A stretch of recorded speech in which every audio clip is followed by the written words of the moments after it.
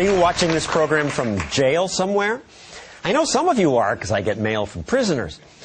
More than 2 million Americans are in jail now, and a disproportionate number of you prisoners are black. Blacks make up just 13% of the population, but 38% of prisoners.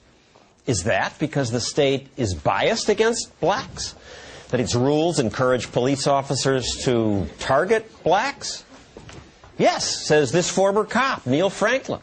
No, says Heather McDonald of the Manhattan Institute. She says black prison rates are high simply because disproportionate numbers of blacks commit crimes. So, Heather? The rate of homicide among black males ages 16 to 24 is 10 times higher than that of whites and Hispanics combined.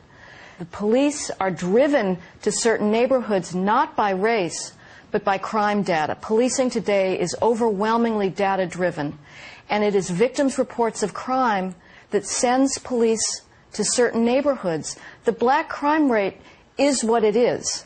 In New York City, to give you one example, the per capita shooting rate is 81 times higher in Ocean Hill, Brownsville, Brooklyn, which is predominantly black, than in Bay Ridge, Brooklyn, which is white and Asian.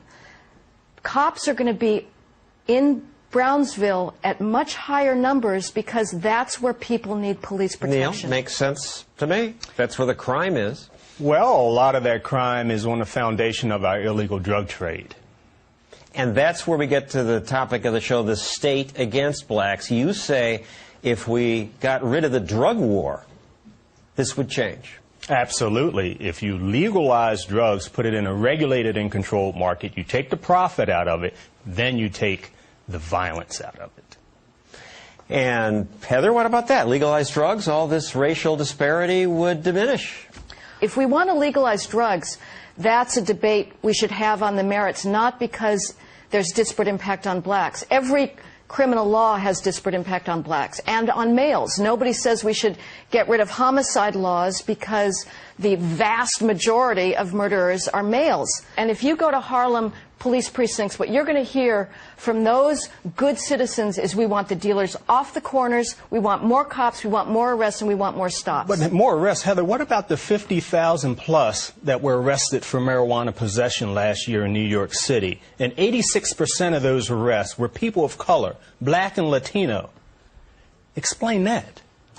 It's because... And these aren't violent people. These were for marijuana possession. Simple possession. Yeah, but they're not going to prison for that. They were arrested. Do you know what an arrest does? To your record, to your record? It doesn't go away. Okay, again, there's a question of free will. Nobody is forcing anybody to smoke or carry marijuana. But again, let's have that debate on the merits, not because of a disparate impact. All right, well, you talk about the impact that is not the same with whites and blacks. Take the crack laws, which crack has traditionally been more used by blacks. 100-to-1 ratio in sentencing. 1 gram of crack is treated the same way as 100 grams of powder cocaine, mostly used by whites. I mean, that seems like the state against blacks, a racist law. Is the state against white Appalachians? Because the meth penalty is exactly the same, and the percentage of black meth dealers is very low.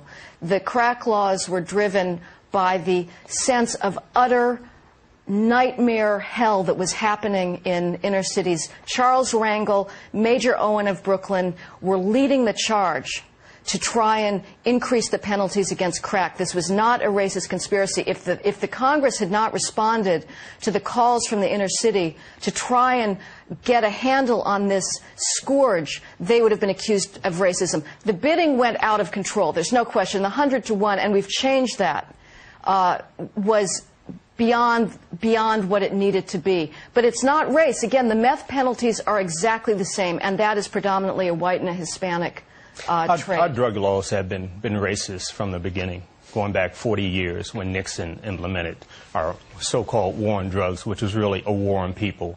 A war on black and brown people is what it was. Drugs are bad. I don't disagree with that. And I think that we should do a better job at teaching people to stay away from drugs. But here's the thing.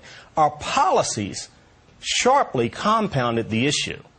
of drug use and abuse. It took it to another level, and it took it to that level of sending thousands upon thousands of black men to prison, most of which are for nonviolent drug offenses.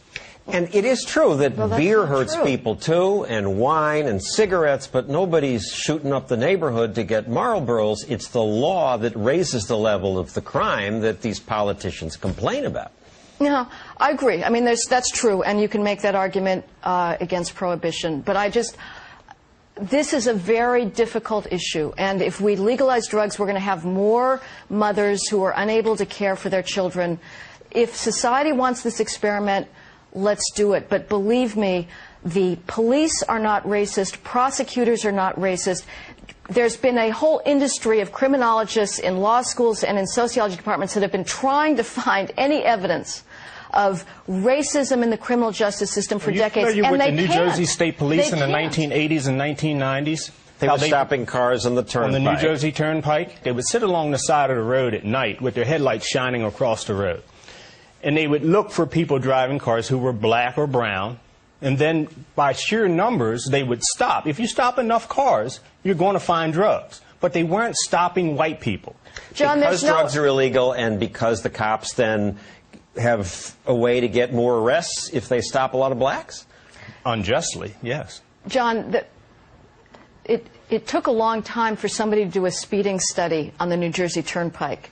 They finally did one, and they found out that blacks speed at twice the rate of whites on the Turnpike. It's not even clear that at night on the highway that anybody can see the race of drivers. You can. So I am not. I was no, a state if somebody's trooper in got- Maryland for 20-plus years, and yes, you can with your headlights across the road. We won't solve this now, but Heather and Neil, please stick around because the audience gets to question both of you. Now, your questions for our guests. I feel like some of the black people, like black Americans, but they're given less chances. So I feel like that's why they're always resorting to like making the quick money. By selling drugs, you mean? Because it's a lot easier for them to do that instead of getting a job and being turned down every time. They have no other outlet to resort to. Well, that's one of the reasons why our drug policies need to be changed. We need to move it into a regulated and legal market. When you have very few, if any, job opportunities in many of our urban neighborhoods, and these young people grow up in these neighborhoods and they see the #1 employer is the illegal drug trade, that's where they end up. It's the path of least resistance to get what they need to survive. So if it weren't illegal, there wouldn't be all this money in it. Those people wouldn't make the quick buck. They'd live a smarter life. And your neighborhoods would be a whole lot safer.